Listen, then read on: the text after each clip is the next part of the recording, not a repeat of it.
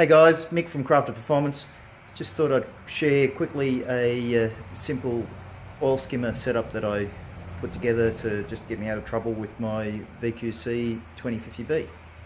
So it's a pretty basic setup. I've got a VQC 20/50B and it's got a coolant tray as part of the conveyor. And obviously, as you can see, there's not that much space to get in there and put a belt-driven oil skimmer in.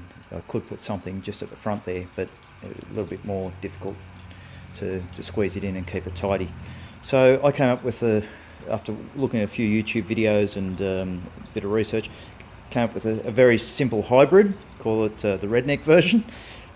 It uses a pond pump. Right, I've made a little cup for the suction point, and there's some suction feet that sit on the bottom, which glue it to suck it to the bottom of the tank. That then pumps into I had an old filter cartridge outer casing that as I was doing some work on the pool pump, replacing a few things, I thought I could use this, and that actually discharges coolant. I've actually throttled it right back, so it only discharges really slow. But that discharges coolant into the tank. Now, the secret is don't let it land on top. Let it drop in below the surface, otherwise you'll get carryover.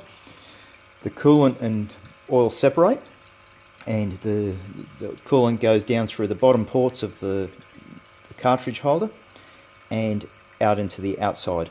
I've just got a 60-litre plastic garbage bin from our local hardware store, Bunnings, and connected a couple of poly pipe fittings to the outside, and they discharge back into the tank, and I've pushed that to the back so we get a nice circular flow going on.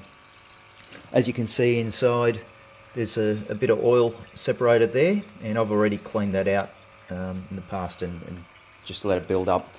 I can let this run 24/7, doesn't use much electricity.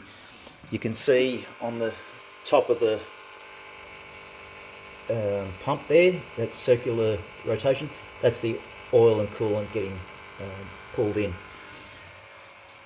The important thing with this version is you've got to have the coolant sitting above the suction point. If you wanted to make a float system, you could just put a bit of hose off the back of that pump and some floats on your suction point, putting your suction point probably 5-10 mil below the surface of the coolant, and then you're good to go.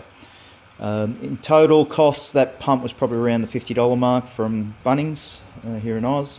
Probably $20 in fittings and $15 for the garbage bin. It's been doing the job. I will make a more unique version which will have 2 or 3 chambers at some point. It's a fabricated one that I'm thinking of, just to allow better skimming of that oil out of the chamber. So as the oil builds up in the first chamber, obviously even in this one here, the oil level will increase and offset the coolant level, so you'll be able to wick the oil off the top easier. If I make a separate system, it will be with an overflow that I can actually drain off the oil a lot easier than having to sit in there with a little cup. But this gets you going, and you can get yourself to get your coolant to last a little bit longer. Anyway, if you've got any questions, just pop them up. Just a bit of information for others trying to do what I was doing, get out of it fairly cheaply. Cheers, thanks for watching.